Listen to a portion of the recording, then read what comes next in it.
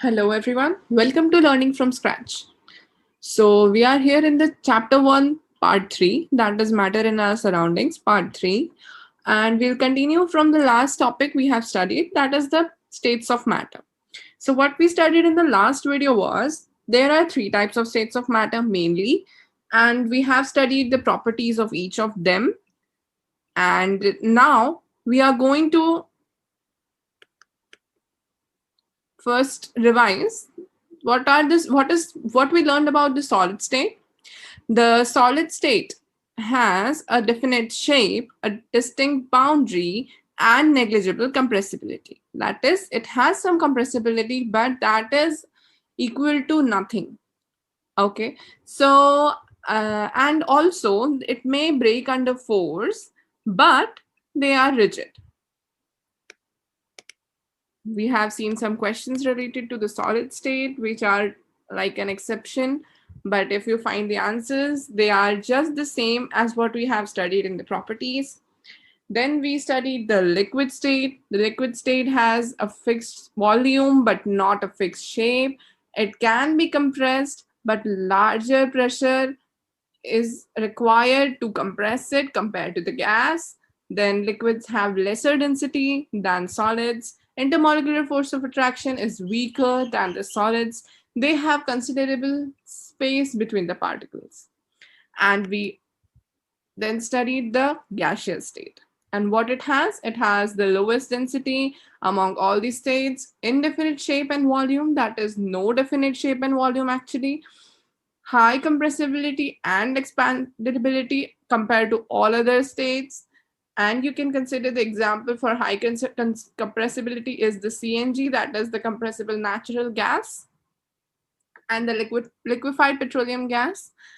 Then diffusivity, yes, it has the highest diffusivity. If you put two gases together, then they will definitely mix, and you cannot differentiate which one is which gas. Yeah. Now, it exerts pressure, yes. Whichever container you put it in, it will exert some pressure. And compared to all other states, it exerts the highest pressure. Moving to the next. Now, there are some more questions after studying the gaseous state. So, let's see what are they. We come to know of what is being cooked in the kitchen without even entering there. By the smell that reaches our nostrils, how does the smell reaches us?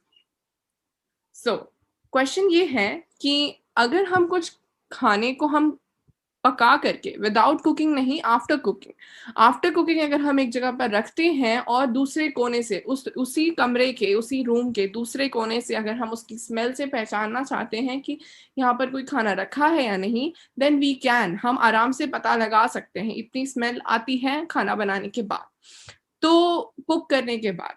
तो वो क्यों होता है, मतलब क्यों smell हमारी एक कोने से दूसरे कोने तक आ पा रही है?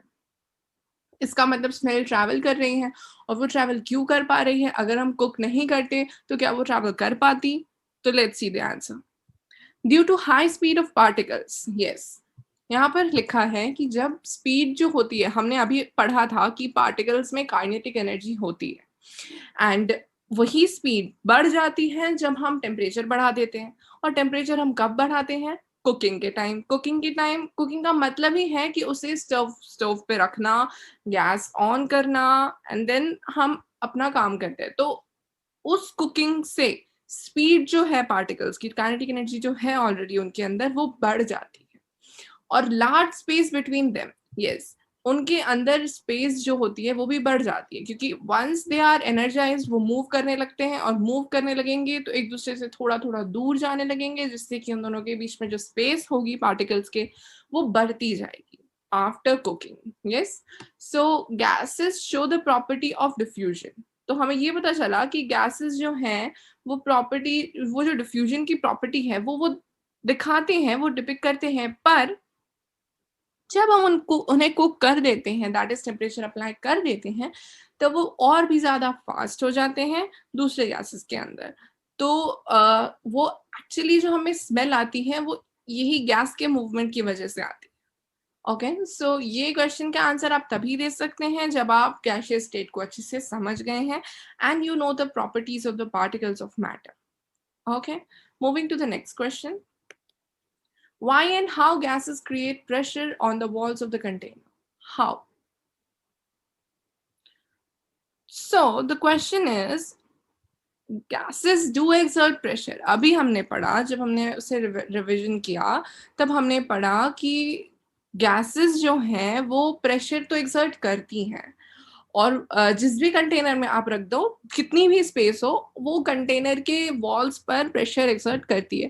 पर ऐसा क्यों होता है और ऐसा कैसे हो पाता है? तो बढ़ते हैं आंसर की ओर। In the gaseous state, the particles move about randomly at high speed. Due to this random movement, the particles hit each other and also the walls of the container. तो पहला पॉइंट ये कहता है कि gaseous state जो होता है उसमें पार्टिकल्स मूव करते हैं रैंडमली, क्योंकि स्पीड बढ़ गई है तो वो ये नहीं दिखेंगे कि we are moving in a straight line और in a circle, whatever the shape is, they move randomly. Okay, now this random movement results into the particle hitting into each other। okay, so अगर एक room में बहुत सारे बच्चे हैं और उनको बोल दिया जाए कि अभी यहाँ पर अर्थक्वेक आने वाला है and you have to get out of the room, and room में बहुत ही छोटा सा डोर है और वो भी एक कोने में है, तो हर तरह से जहां जहां लोग बैठे होंगे, बच्चे बैठे होंगे, वो लोग भागने की कोशिश करेंगे। अब वो भागने की कोशिश करेंगे तो वो तो ये नहीं देखेंगे कि हम सीधा चल रहे हैं कि कहाँ चल रहे हैं, वो देखेंगे कहाँ जगह खाली है वहां पर हम मूव करें, और वो अपनी हाईएस्ट स्पीड में मूव करने का कोशिश करेंगे। तो when they are trying to move like that, they are moving in a random motion, okay, and in the process of random movement they might hit each other। वो लोग एक दूसरे को धक्का देंगे, क्योंकि अगर जगह खाली नहीं होगी और वो अपनी पूरी ताकत लगाएंगे तो उन्हें जगह चाहिए, उसके लिए वो एक दूसरे को धक्का देंगे। And also the walls of the container, अगर हमें रूम से बाहर निकलना है और अगर हम वॉल्स के साइड पे खड़े हैं या फिर वॉल्स के थ्रू हमें जाना पड़ रहा है, तो ऑब्वियसली हम वॉल्स को कोई ना कोई पॉइंट पर धक्का तो देंगे।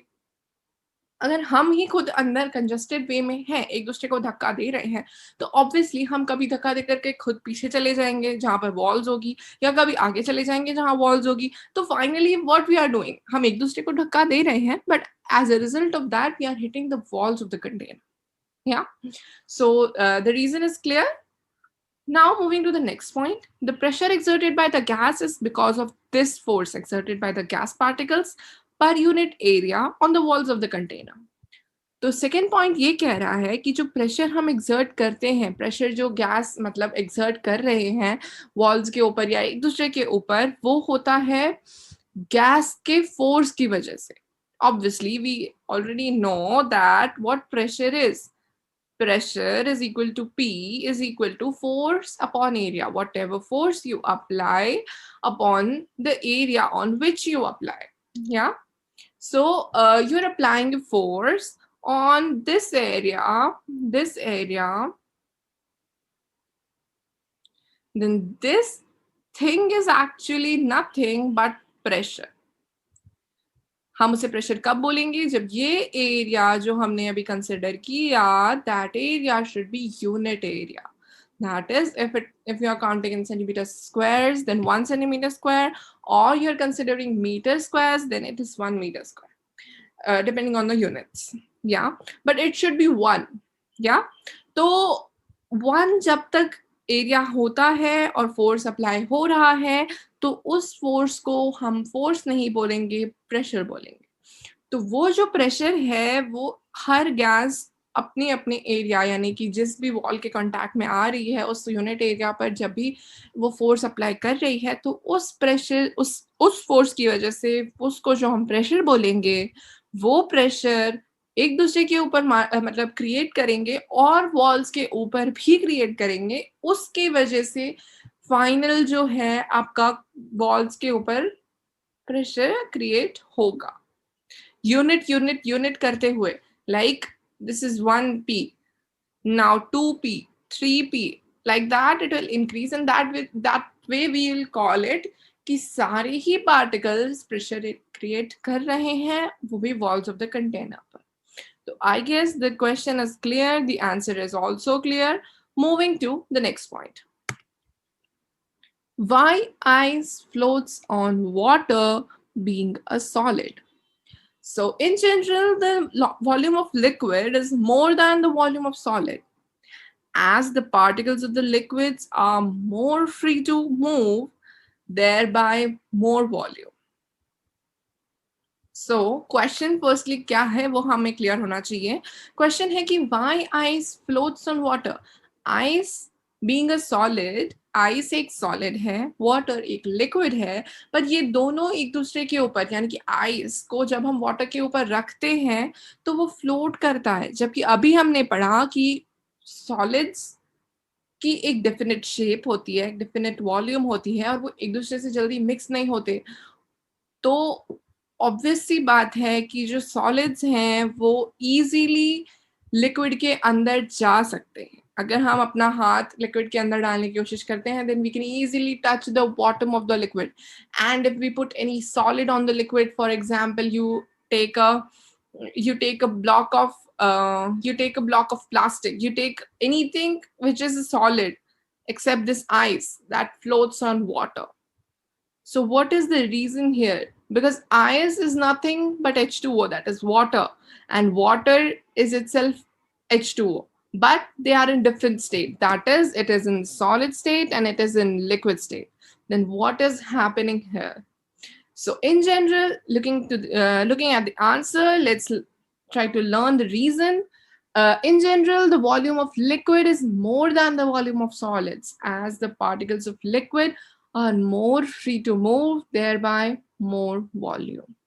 So the answer says the language. यहाँ पर जो language use की गई है वो थोड़ी सी confusing है, but it is the easiest language. So we'll try to understand this. कि जो वॉल्यूम ऑफ लिक्विड है वो हमेशा ज्यादा होता है किससे? वॉल्यूम ऑफ सॉलिड से. हमेशा से मेरा मतलब है कि जनरल, इन जनरल. ओके, तो जनरली जो वॉल्यूम ऑफ लिक्विड है वो ज्यादा होता है वॉल्यूम ऑफ सॉलिड से, और जो पार्टिकल्स होते हैं लिक्विड के वो ज्यादा फ्रीली मूव करते हैं कंपेयर टू सॉलिड्स. एंड ज्यादा फ्रीली अगर कोई चीज मूव करती है इसका मतलब है कि उसे जगह से फर्क नहीं पड़ता, वो अपनी जगह हमेशा ज्यादा लेंगे. If you are giving them this much space तो वो भी कवर कर लेंगे. जो चीज वो इतने में आ सकते थे वो अपने आप से, क्योंकि वो मूव करते हैं इसलिए वो इतने में आएंगे. I hope it is clear. तो ये रीजन होता है कि वॉल्यूम ऑफ लिक्विड जो होता है वो वॉल्यूम ऑफ सॉलिड से ज्यादा होता है, क्योंकि जो सॉलिड्स हैं वो जो वॉल्यूम ऑक्यूपाई करते हैं वो अपनी मिनिमम वॉल्यूम होती है, मतलब उससे ज्यादा वॉल्यूम वो अब ऑक्यूपाई कर सकते हैं बट उससे कम वॉल्यूम वो ऑक्यूपाई नहीं कर सकते. वो ऑलरेडी अपने अंदर की जो स्पेस है एक एक पार्टिकल के बीच में जो स्पेस है वो मिनिमम करके बैठे हुए, तो वो जो है एक दूसरे को और कंप्रेस नहीं कर सकते. बट लिक्विड वो अपने आप को इतने हाइट में रख सकते थे, but they will choose to be in this height अगर उनको फ्रीली मौका मिला, उनको जगह मिली तो यहाँ पर ये जो हमने डिस्कस किया ये केस इन जनरल के लिए था, वाटर के लिए नहीं था, आइस सॉलिड के लिए नहीं था. ओके, अब हम आइस का केस लेते हैं. तो in case of ice density of water is maximum at 4 degree Celsius. Density of water, कोई भी चीज की डेंसिटी जो होती है वो हम 4 डिग्री सेल्सियस पे हम बात कर रहे हैं. हम कोई भी टेम्परेचर पे ले सकते हैं बट हर टेम्परेचर की डेंसिटी अलग होगी. और हम 4 डिग्री की बात करें तो पता चलता है कि जो मैक्सिमम डेंसिटी होती है वाटर की वो 4 डिग्री पर होती है. ओके, तो the density of ice is less than that of water, क्योंकि आइस जो है वो 0 डिग्री पर बनता है, but the density of water is maximum at 4 degree Celsius. तो ऑब्वियस सी बात है यहाँ पर density of water is more than the density of ice. Yes, and density. What is density? Density is nothing but the ratio of mass of that substance upon the volume of that substance. And if आपकी density high है then for obvious reasons the density, the volume is low. Because कोई भी चीज अगर numerator में है एक तरफ एंड दूसरी तरफ वो दूसरी चीज जिससे आपको कंपेयर करना है वो डिनोमिनेटर में है, then they are in inverse relations. Inverse relations मतलब एक दूसरे के साथ अपोजिट. अगर कोई चीज 4 टाइम्स बढ़ती है then this thing will decrease by 1/4 times. अगर डेंसिटी 4 टाइम्स आप बढ़ा दोगे देन वॉल्यूम 1/4 टाइम्स डिक्रीज हो जाती है. अगर आप डेंसिटी को 1/2 टाइम्स कर दोगे देन दैट इज डिक्रीज कर दोगे, क्योंकि हाफ यानी कि आप उसको कम कर रहे हो, लेस देन 1 है तो आप उसको कम कर रहे हो, एंड वॉल्यूम पक्का 2 टाइम्स हो जाएगा. If the relation is like this कि एक साइड न्यूमरेटर में है एंड दूसरे साइड डिनोमिनेटर में. Okay, so I hope this is clear कि डेंसिटी ऑफ आइस क्यों कम हो गया और वाटर अगर का डेंसिटी अगर ज्यादा हो गया तो वॉल्यूम क्यों उल्टा हो गया. वॉल्यूम अगर यहाँ पर डेंसिटी इज लेस लिखा है तो वॉल्यूम इज मोर हो जाएगा, और यहाँ पर अगर डेंसिटी वाटर का मोर है तो यहाँ पर उसका वॉल्यूम लेस हो जाएगा. और वॉल्यूम लेस हो जाएगा, वॉल्यूम अगर हमें किसी चीज को समझना है कि हम एक के ऊपर एक कैसे रखें या फिर वो कोई चीज दूसरे के ऊपर कैसे रह पा रही है, तो हमें सबसे पहले उसकी डेंसिटी चेक करनी पड़ेगी. और डेंसिटी क्यों चेक करनी पड़ेगी? डेंस होने का मतलब ही है कि वो इतना गहरा है कि आप उसके अंदर हाथ डाल सकते हो, नहीं डाल सकते हो, वो आप उसकी डेंसिटी देखकर ही बता सकते हो. एंड हियर जो आप मैं हाथ डालने की बात कर रही हूँ उसकी जगह you consider ice. Now you are trying to put ice on water. Basically you're trying to put in the water, but you are putting it on the water because the density of water is more and the density of ice is less at that temperature. Yeah, so I hope this answer and this question is clear. Moving to the next. Okay, this is the actual pictorial representation of what liquids, solids and gas are. Yeah, so this is basically representing solid. Yeah, and this is basically representing liquid and this is basically representing gas. Why it is so? मैंने ये देखकर कैसे पता लगा लिया? तो अभी हमने पढ़ा था कि solids have a definite shape. It never takes the shape of the container, but it maintains whatever its shape is already. या सो अगर हम यहाँ पर किसी कंटेनर के अंदर इस क्यूब को रखने की कोशिश करें, फॉर एग्जांपल ये एक अनइवन सा कंटेनर है. अब इस अनइवन कंटेनर में आपने इस क्यूब को रखने की कोशिश की, तो क्या आपका क्यूब इस कंटेनर का शेप लेगा? नो, इट वोंट, नहीं लेगा, क्योंकि ये अपने शेप को, ये अपने आप में अगर एक क्यूब है या क्यूबॉइड है तो वो वही मेंटेन करेगा इररिस्पेक्टिव ऑफ कि ये जगह खाली रह जाए. या it will obviously touch the bottom, but it will only touch, it will not fill the space. Okay, so moving to liquids. ये लिक्विड क्यों है? क्योंकि ये भी एक दूसरे में कंजस्टेड वे में है जैसे कि सॉलिड्स हैं, बट हमने बोला था कि इनकी फिक्स्ड वॉल्यूम नहीं होती. मतलब they have a fixed volume, obviously they do have, but they do not have a fixed shape. Like आप शेप से उसकी वॉल्यूम नहीं डिफाइन कर सकते, you have to actually measure it. And अगर मैं यही अनइवन सा कंटेनर इसके लिए यूज करूं then obviously what will happen is, अभी ये आपको क्यूब के शेप में दिख रही है बट तब ये क्यूब के शेप में नहीं होगी, तब ये वो शेप में होगी जिस भी कंटेनर में आप रखेंगे. Okay, so that is the property of liquid we have studied already. So now moving to gas. मैंने क्यों कहा कि ये गैस है? क्योंकि इतना बड़ा container, you can see a solid, consider this is a solid cube container जो कि ऊपर से खुला हुआ है या ऊपर से बंद है, whatever you feel like, consider that. Now अब इसके अंदर आपने गैस पार्टिकल्स को छोड़ा है, मतलब कि आप गैस पार्टिकल्स को रख नहीं सकते, you have to just leave them, क्योंकि वो अपनी जगह खुद ले लेते हैं, उनको जो जगह लेनी होती है वो खुद ले लेते हैं. Now if you are trying to put this in a container like this, तो क्या आप उसे रख सकते हो?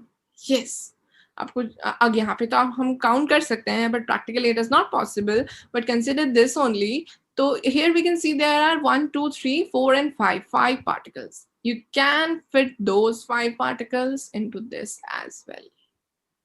You just need to apply some pressure. आपको उनको एक जगह पे लाके रखना पड़ेगा और कुछ भी जरूरत नहीं है, मतलब it is possible. Yes. So I hope this pictorial representation is clear. अगर आप कहीं ऐसी कोई representation देखें, then आप आराम से identify कर सकते हैं कि which is gas, which is liquid, and which is solid. Okay. So moving to the next slide. What is diffusion? हमने diffusion word आगे बहुत बार use किया है slides में, but we have not actually studied it deeply कि होता क्या है diffusion. Yes. So let's get started. Diffusion is the net movement of anything from a region of higher concentration to a region of lower concentration. यहाँ पर diffusion का मतलब ये कह रहा है कि आपका movement, यानी कि आप चाहते हो कि कोई water oil के साथ या water, आप लेमन जूस आपने लिया, सिंपली लेमन को स्क्वीज करके जो आपका उसका जूस आया वो आपने लिया, एंड वाटर आपने लिया. ओके, नाउ आप चाहते हो कि दोनों मिक्स हो जाए, एंड आप उसको कैसे मिक्स करते हो वो भी एक है कि you can put water into the lemon juice or you can put the lemon juice into the water. There are 2 ways, yes. But जैसे कि हमें lemonade पीना होता है, then what we do is we put water and then we add lemon juice. But what if we do the opposite? We put first lemon juice and then water. What difference will it create, or will it be creating any difference? So let's see. Diffusion is the net movement of anything from a region of higher concentration to a region of lower concentration.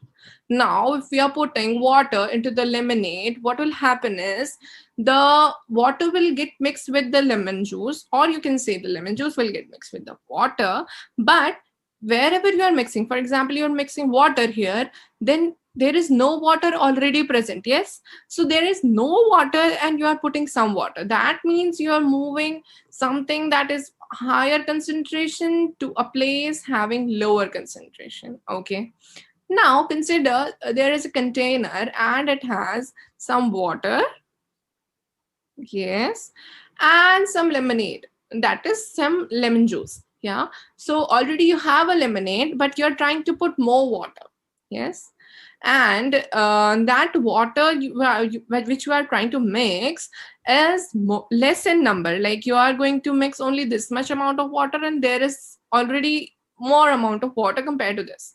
So now what you're doing is you're trying to mix a higher concentration. Consider this water is more than this water. Now you're trying to mix a higher concentration thing to a lower concentration thing. And that process is known as diffusion, not the opposite one. Please remember, this is a one-way thing. You cannot say that if we are putting from lower concentration to higher concentration, it will be diffusion. No, it will not.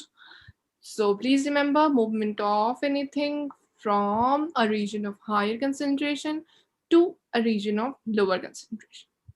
So there is a question based on the diffusion process. How aquatic animals survive in water? Aquatic animals जो हैं वो पानी में जिंदा हैं कैसे? क्योंकि पानी में there is H2O. पानी का formula we know that water is H2O. But हमें aquatic animals को भी O2 देना है, H2O नहीं देना है. H2O में से वो लोग O नहीं निकाल सकते. तो वो O2 कहाँ से लेके आ रहे हैं? That is the question.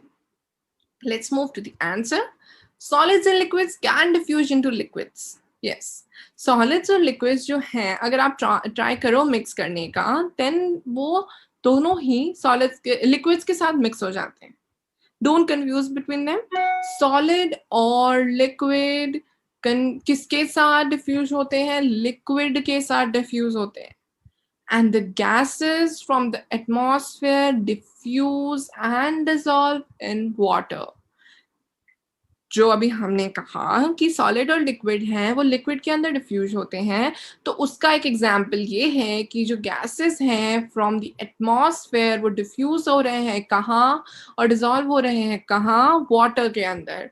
तो gases being a part of gas and water being a part of liquid is having the process of diffusion here, and these gases, especially oxygen and carbon dioxide, oxygen O2, carbon dioxide CO2, ये दोनों gases जो हैं aquatic animals और plants के survival के लिए important है.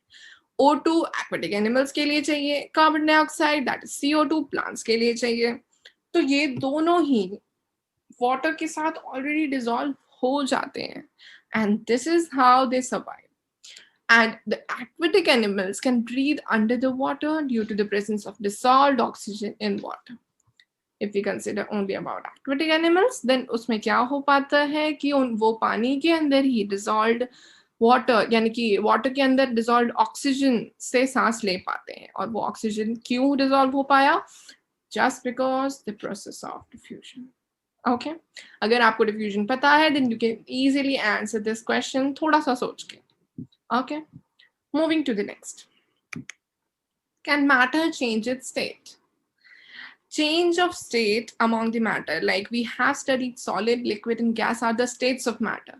But is it possible to move from one state to another? Like I had a solid state of something in my hand today, and the next day I'm ready with the same thing, but in this liquid state, just the next day. Is that thing possible? That change is possible or not? Yes, it is possible. And it is possible in two ways. That is the effect of temperature, yes, and the effect of pressure. Pressure, मुझे I guess समझाने की बिल्कुल भी जरूरत नहीं है because we have already studied about it. That is, if we take the example of CNG.